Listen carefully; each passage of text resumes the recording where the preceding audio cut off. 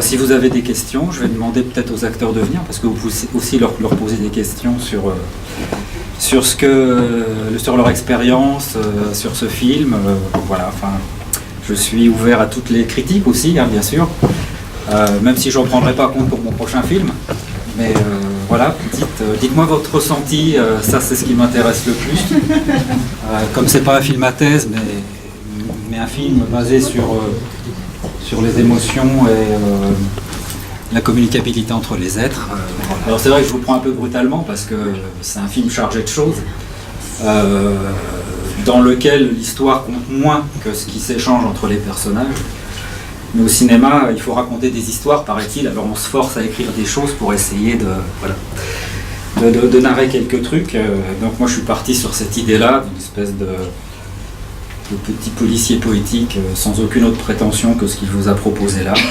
Donc avec quand même une utilisation de tout ce que le cinéma permet, parce que c'est quelque chose qu'on perd énormément dans les films d'aujourd'hui, surtout dans les films des jeunes cinéastes, c'est-à-dire qu'ils oublient que le cinéma, c'est de l'image, donc de la photographie, ce sont des sons surtout, de la musique, et que tout ça, voilà, et qu'on peut faire référence à la littérature, à la peinture, s'inspirer de la peinture aussi pour créer certains cadres, certaines lumières. Donc voilà, moi c'est un petit peu tout ce que j'ai retenu de mon auto-formation au cinéma, à travers l'histoire du cinéma, de ses films, etc., que j'ai essayé un petit peu de condenser aussi dans ce travail-là, pour rendre hommage à tous les cinéastes qui m'ont amené à ça, et puis pour rendre hommage aussi à l'histoire du cinéma et à ses techniques. En fait, on ressent des bribes d'histoire de toute une vie, avec le même rythme du début jusqu'à la fin. Oui. Le rythme est volontaire. Ah, oui, que ce soit oui. la musique, les paroles. Oui, je voulais pas. Bien, j'ai horreur des films zapping qui passent d'un plan à un autre toutes les 4-5 secondes. Donc il faut du temps pour s'installer parfois dans un film, comme il faut du temps pour qu'une musique aussi parfois s'installe en nous. Et j'ai presque fait, c'est pas l'origine du film, mais quand on a décidé avec tous mes collaborateurs de partir sur l'aventure d'un long métrage sans un sou au départ, je me suis dit que j'avais envie de faire un film que j'aimerais voir aujourd'hui au cinéma. Donc quand je le vois ici, je le vois pas vraiment comme un spectateur lambda, parce que c'est beaucoup de travail, c'est 6 mois de montage, c'est presque autant de mixage, enfin, etc. Et comment dire, mais voilà, je suis assez proche de ce que je recherche dans le cinéma d'aujourd'hui, que je trouve assez peu. Donc en fait, j'ai fait un film pour moi. Vous avez été surpris par votre film? J'ai été surpris tout le long du montage. C'est-à-dire qu'en fait, entre le scénario d'origine, je me suis dit, cette fois, parce que j'ai fait pas mal de petits courts-métrages expérimentaux, donc là, on peut laisser aller un délire visuel, sonore, etc. Même si on a une intention derrière, mais c'est pas l'intention qu'on a importe peu pour le public. C'est vous qui mettez votre intention dans le film. Après, c'est pour ça que je laisse assez de liberté sur l'interprétation. Je veux pas être très catégorique sur l'histoire. Il faut la prendre comme ça. Faut pas. Il n'y a rien à comprendre, il n'y a qu'à prendre. Et en fait, ce qui s'est passé au montage, c'est que le film ne devait pas du tout commencer comme il a commencé. Et puis quand j'ai vu mes images, etc., je me suis dit, ça manque d'impulsion, l'histoire ne démarre pas, il faut que je trouve une autre manière de commencer ce film. Et en fait, voilà, quand vous regardez vos rushs, vous vous dites, tiens, à un moment il y avait une impulsion, c'était quand elles abandonnent la voiture. Et je me suis dit, voilà, c'est là qu'en fait l'histoire et tous vont converger vers le même lieu, vers le même, entre guillemets, emprisonnement. Donc oui, j'ai été surpris à chaque fois, quoi, en fait. Ce sont des moments d'instant présent formidables, le montage d'un film. À partir du moment où on se laisse la liberté de ne pas coller forcément au scénario, alors là, c'est... Le film, il naît à l'écriture, il se transforme un peu au tournage, et il est réécrit au montage. Donc c'est pour ça que il n'y a que moi qui peux monter mes films. C'est pas possible de le confier à quelqu'un d'autre. Ou alors être à côté, mais il y a un rapport entre l'image, le son. Beaucoup de monteurs ou de réalisateurs montent d'abord les images et après mettent la musique, les bandes son, etc. Moi, je fais tout en même temps. C'est-à-dire que par moment, c'est la musique qui induit mon montage. Donc je me laisse vraiment cette liberté-là de me laisser surprendre. Et le lendemain, quand je revenais sur les 1 ou 2 minutes que j'avais montées la veille, bah, je voyais si ça avait passé la nuit ou pas. Si ça a passé la nuit, ça veut dire que si c'est encore bon, c'est que ça peut rester comme ça. Si on sent qu'il manque un truc, bah, il faut refaire, il faut recommencer. Et le rapport poésie et policier? C'est après qu'on s'est dit que c'était un policier poétique, mais presque plus poétique que policier. Oui. Voilà, parce que j'ai mis dans la bouche des personnages des mots, des phrases qu'on ne dit pas tous les jours. Donc il a fallu qu'on travaille. Il a fallu qu'on C'est vous travaille. le texte? Oui. Il a fallu. Alors, il y a quelques références à des choses littéraires. Il y a du Paul Éluard, il y a du Artaud, il y a plein de petites choses comme ça. Et il y a même du Lewis Carroll. Donc des petites choses, mais il faut les placer au bon moment. Il ne faut surtout pas faire un film qui dit ah bah regardez, moi ce que je sais, ce que je connais. Non, c'est pas une démonstration de connaissance. C'est simplement que ça avait sa place à des moments dans l'histoire. Il y a plein de phrases que j'ai pas mises parce que elles tenaient dans le scénario, mais elles tenaient plus dans le montage. Donc il fallait que tout ça disparaisse. Justement, comme ce ne sont pas des phrases standards, c'est pas du langage de tous les jours, il a fallu qu'on trouve le ton ensemble, le ton du film. Oui. Et souvent, ce sont les acteurs qui donnent le ton d'un film. Là, il fallait que les acteurs prennent le ton du film et qu'on le trouve ensemble. On l'a cherché, on l'a plutôt pas mal trouvé. La performance de comédien qui est incroyable. Pour s'accaparer, on dit, s'accaparer. S'accaparer le mot comme ça, et presque le mot dans une forme de vide autour de lui. Enfin, il y a du vide, il y a le mot. Mais moi, et il est porté par un corps. Enfin, c'est bien dit ça. Mais après, bon, À reprendre en note. Bah, voilà, c'est-à-dire qu'en fait, c'est un film où le spectateur doit être aussi un peu acteur, c'est-à-dire qu'il doit être attentif. Et globalement, ça a été très attentif aujourd'hui. Il y avait un silence.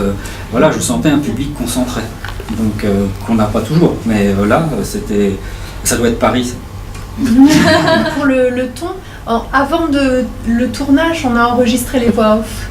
Et ça a été une séance de travail très importante pour nous, puisque c'était des longs pavés à enregistrer.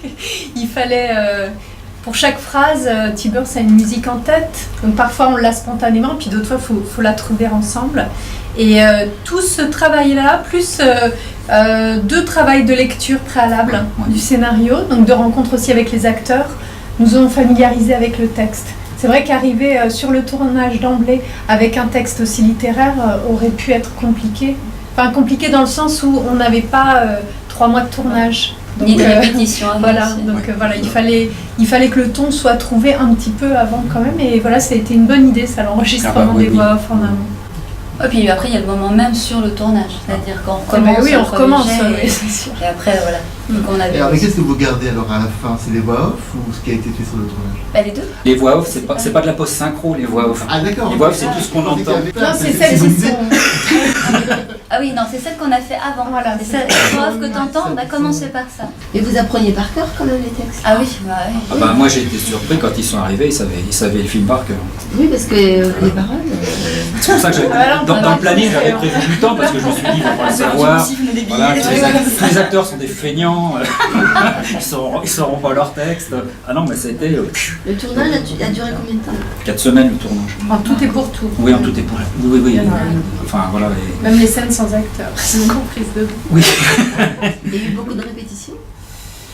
Non, on tournait tout de suite, je crois. Parce qu'en fait, parfois, on a le miracle que ça se passe immédiatement. C'était assez rare parce que voilà. C'est de la dentelle, quoi.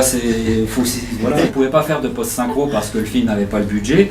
Et qu'il y a pénurie d'essence et tout, il ne faut pas entendre une voiture rouler. Et là où on tournait, voilà, pas très bien isolé. Il y a des voitures. Donc par moment, on est dans un truc, ça se passe vachement bien, et à la dernière phrase, vous avez une bagnole qui arrive, et puis il faut recommencer. Et en même temps, c'est le cadre même à ça à répéter aussi. C'est-à-dire des fois c'était des conditions où il fallait, si on bougeait de ça, on n'était plus dedans. Donc il fallait aussi, quand on arrivait, être bien. Donc il y avait la répétition se faisait à ce moment-là. Après, les scènes étaient un peu plus longues aussi au départ. On va dire il y avait plus de répétitions. Pareil, le temps qu'on se mette juste dedans. Et après, ça allait de plus en plus vite. On était dedans. Il fallait ce temps d'adaptation. Oui. Après, en plus, on était tous on logeait au même endroit, donc ça fait vraiment une vraie cohésion. On se levait le matin, en petit ambition, voilà. Vous étiez dans l'ambiance. Voilà. C'est dans l'ensemble, ça a l'air triste. Oui. Et on sent quand même une jubilation d'intensité de vie derrière. Oui. Ça, justement, pour trouver ce ton dans le contexte que vous venez d'évoquer, mais bravo. Moi j'ai été un peu déçu parce qu'il y a plein de choses dans le film qui me font rire et je vous entendais pas rire alors. Donc, mais il y a plein de choses qui moi me font rire. Il y a beaucoup de naïveté de la part de certains personnages. Il y a des situations quand Camille entre et qui dit combien pour Louise, je vous la rachète, je trouve ça super drôle, quoi. C'est hyper naïf, elle croit que voilà, parce qu'elle a de l'argent, elle peut tout se permettre. Puis lui qui est complètement blasé, Lucas, de toute façon, dans le dossier de presse, je disais que juste après les larmes, c'était un coup de revolver tiré sur une plume. Et en fait, elle a un vrai symbole, cette plume, c'est-à-dire que pour moi, elle incarne ceux qui vont certainement pas s'en sortir dans l'histoire. Donc, voilà. Ça donne un petit côté poésie. Aussi, bah oui. Bien avec les verres. Et puis alors aussi, tout à l'heure je parlais de l'histoire du cinéma, etc. Et pour rendre hommage aussi à ceux qui ont amené beaucoup de techniques dans le cinéma, presque tous les trucages sont faits au tournage. Il n'y a que les sœurs jumelles, voilà, il a fallu un trucage numérique, mais par exemple les miroirs, ce sont des jeux de lumière dans des vitres. Voilà, la robe de mariée, c'est pareil, c'est au montage que c'est fait. J'ai essayé en fait de rendre hommage un peu à Méliès qui faisait ça, il coupait la caméra, voilà.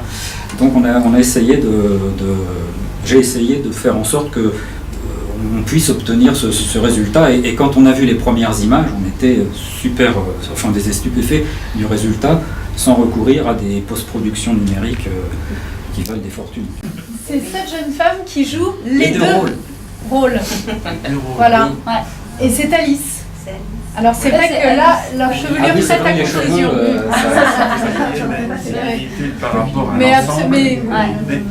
Oui, mais je comprends que vous ayez pu faire la confusion. Il y a aussi des choses qui sont drôles quand vous écrivez un film et vous savez vous n'aurez pas beaucoup de budget.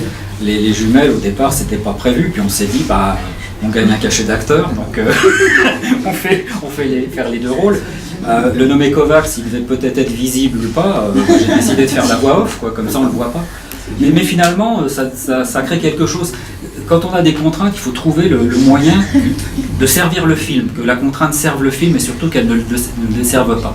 Donc voilà, on trouve des astuces comme ça. En fait, je me souviens, c'est preneur de son qui est là.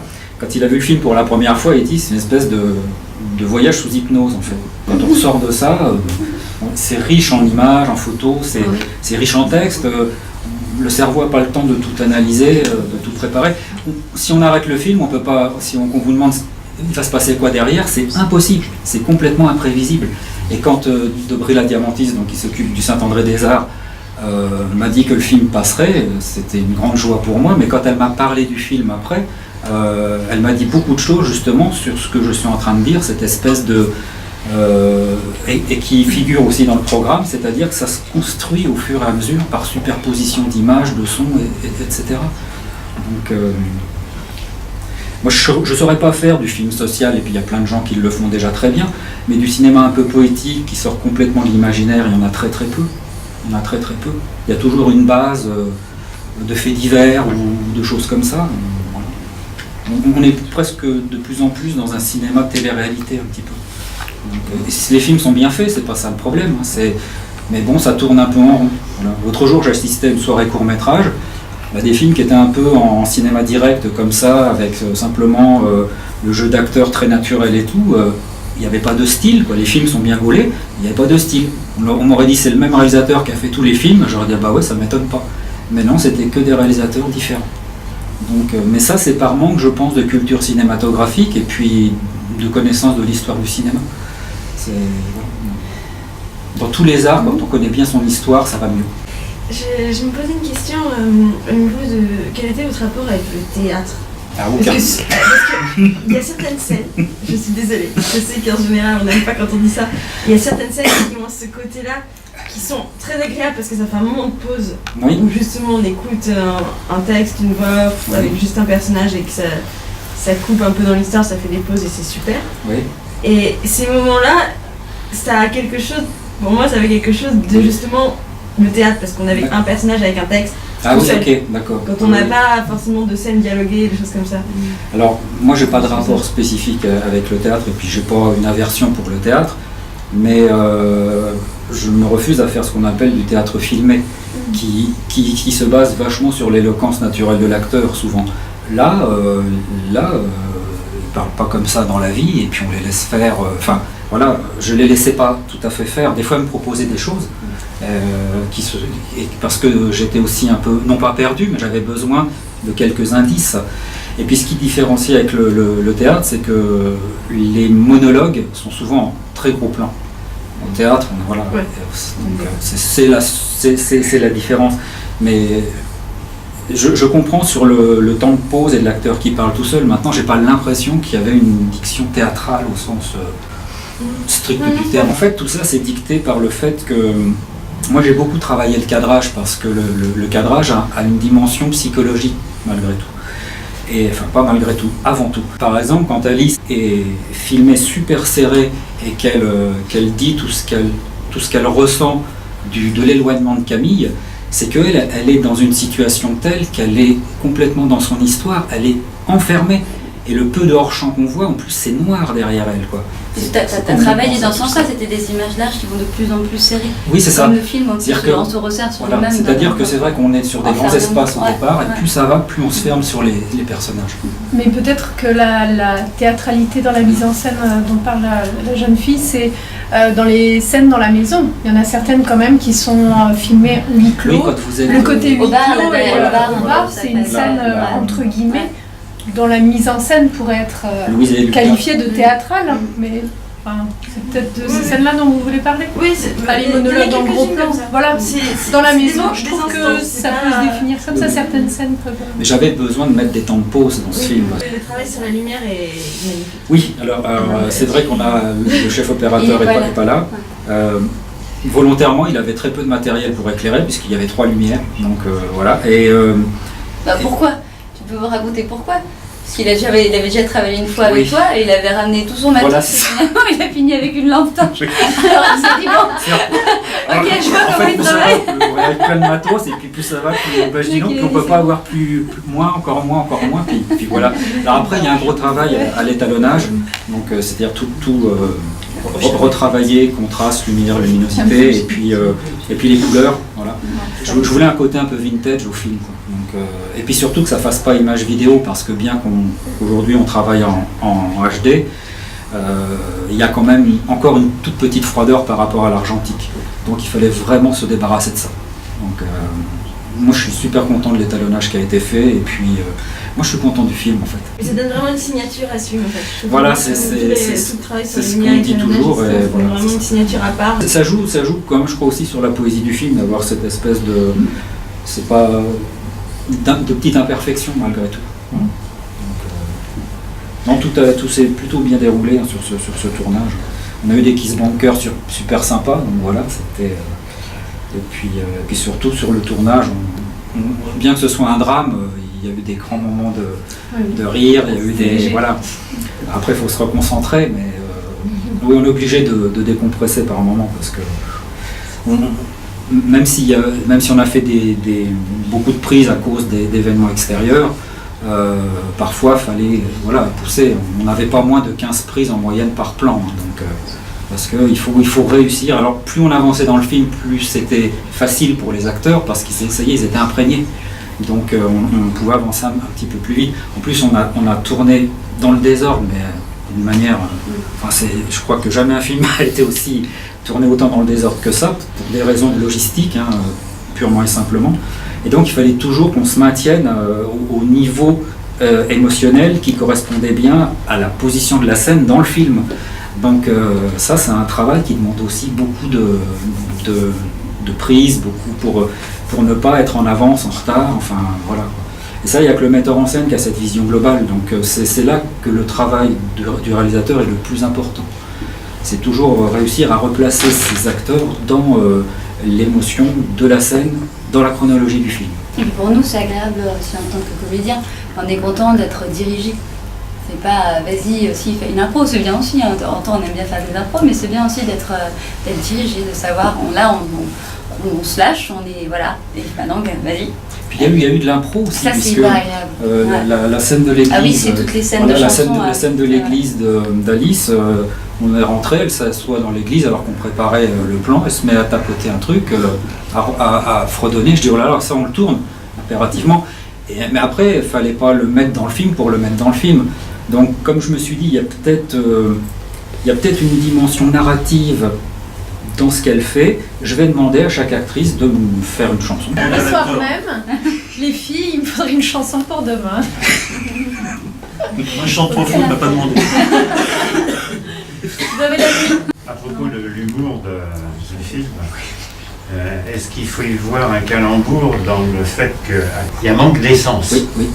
Bien sûr. Ah bah bravo, oui, bah évidemment. D'ailleurs, le film a failli s'appeler Incandescence. Enfin, il y a eu des... J'ai cherché un petit peu autour de tout ça. Oui, bien sûr. Oui, c'est. Il n'y a pas beaucoup de choses de laisser au hasard dans ce film. Les scènes qui ont été improvisées, quand elles ont trouvé une place, elles l'avaient vraiment.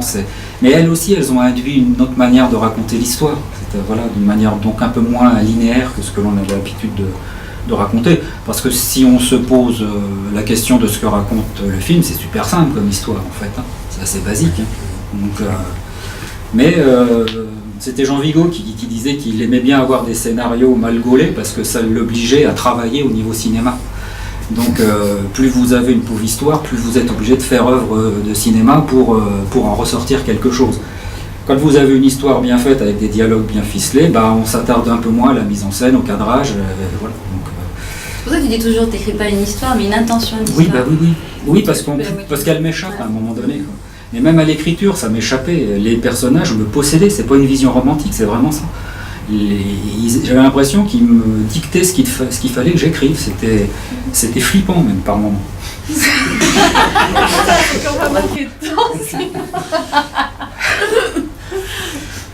En tout cas, nous on a eu beaucoup de plaisir à le tourner et on est vraiment très contents d'être là. Ça nous fait plaisir. C'était une très belle surprise d'apprendre qu'on soit projeté à Saint-André-des-Arts parce que c'est aussi, on fait des cinémas indépendants, c'est un choix. Qui est coûteux mais peu coûteux d'un autre sens, ça veut dire en tant que comédien. Donc c'est un investissement aussi émotionnel fort et de temps. Et on est content quand on a une récompense comme ça nous fait plaisir. Donc si en tout cas ça vous a plu, n'hésitez pas aussi à en parler. Des gens, parce que nous, on compte vraiment sur le bouche à oreille pour que ça fonctionne. On a contacté un nombre de journalistes invraisemblables, personne ne vous répond jamais. Vous n'avez pas Isabelle Huppert au casting, voilà, ça bloque. Et puis je comprends aussi, même s'ils critiquent un film qu'ils n'aiment pas, à partir du moment où on voit le nom d'un réalisateur, ils vont vendre leurs journaux. Si vous mettez un film de Tibur, tout le monde s'en fout. Donc personne n'achète le journal. Donc j'arrive à comprendre ça, j'en veux pas du tout. Mais je me dis après, il y a parfois des petits miracles qui se font, on en parle à droite à gauche, une personne en amène deux, et puis au bout de 2 semaines, on a réussi à avoir 400 ou 500 personnes. Pour nous, ce serait déjà bien. C'est un film qui n'aurait même jamais dû sortir en salle. Quand on l'a commencé, on n'a même pas pensé à ça. On s'est dit, on va faire un film et on verra bien ce qui se passe. Et il s'est passé ça. Et ce soir, on est à Melun, parce que le film sort également en banlieue parisienne. Et puis là, on espère, on a un contact à Marseille qui a envie de le faire passer dans plusieurs salles, donc on va voir si c'est jouable.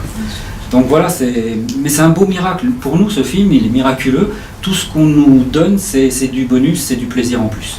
On avait déjà eu le plaisir de faire le film, et là, des personnes que je ne connais pas, elles sont là, et ça c'est formidable. Moi, je fais du cinéma pour ça, pour rencontrer les gens, parler avec eux. J'aurais du mal de savoir que mon film est projeté dans une salle où je ne suis pas.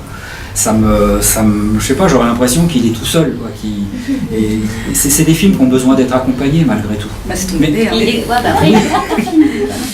Et puis surtout, quand il y a des jeunes réalisateurs que je rencontre, etc., c'est que c'est entre guillemets un exemple d'engagement et d'investissement personnel, c'est-à-dire que même sans moyens, vous pouvez faire un film. Voilà. Enfin, sans gros moyens, il en faut un petit peu, mais sans gros moyens, vous pouvez faire un film. Donc c'est ça aussi qui est rassurant. Et que certaines personnes reconnaissent, comme le Saint-André qui a salué l'écriture originale et un style qu'elle n'avait jamais vu, a-t-elle dit. Tant mieux. Et puis après, que ça provoque des émotions, que ça parle à chacun.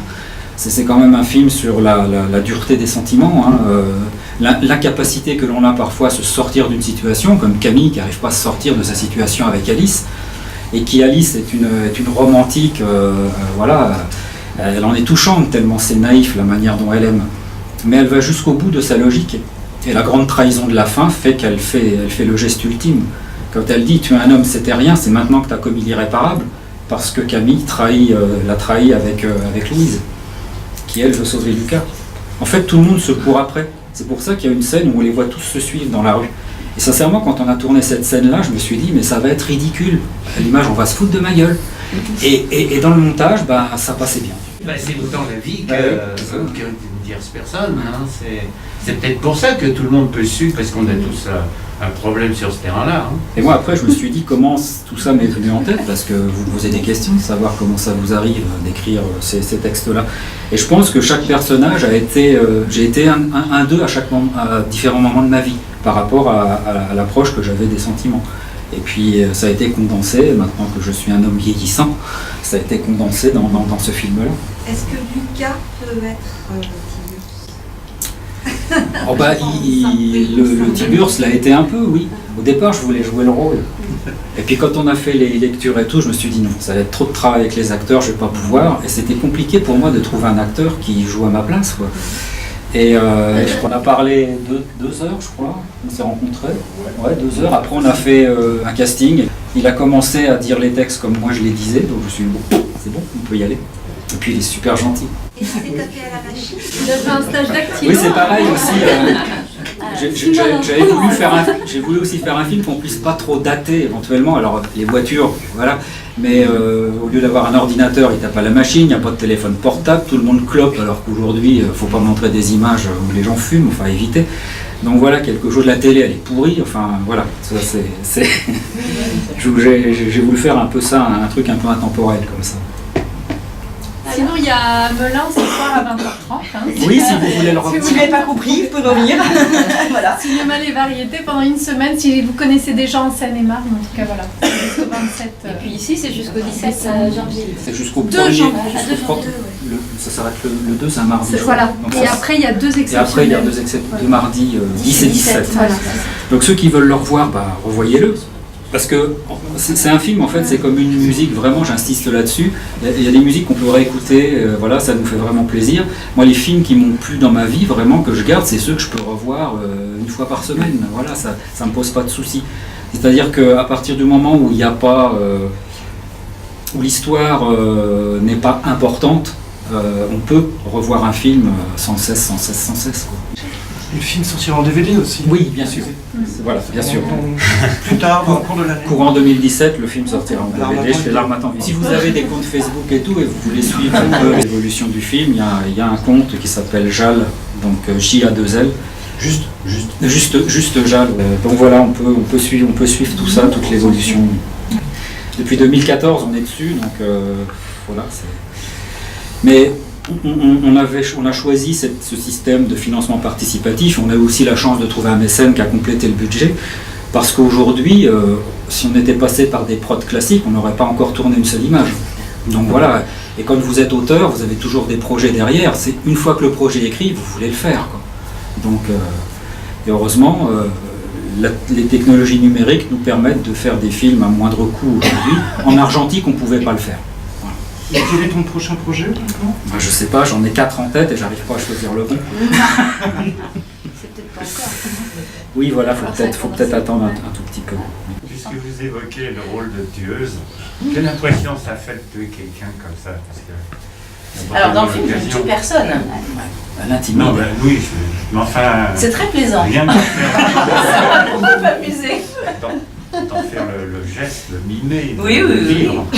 C'est très... Oui, ça m'a beaucoup amusé. Non, mais là, elle a un flingue dans son sac maintenant depuis. Hein. Il y a une séquence qui a été assez terrible à tourner, surtout pour Floriane. C'est quand elle se fait intimider au sol. Sincèrement, elle avait peur, mais vraiment. Ah oui, mais c'était... elle était complètement bouleversée par cette séquence-là. Et moi, je trouve qu'on le sent au niveau du jeu. Il y a beaucoup de panique en elle. Oui, vraiment.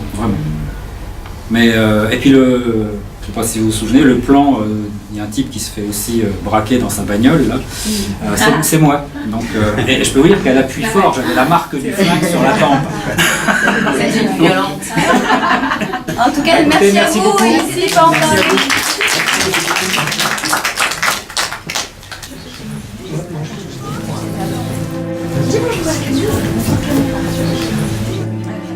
Retrouvez la douceur d'un sommeil profond dans ces nuits qui tombent de plus en plus tôt, de plus en plus vite.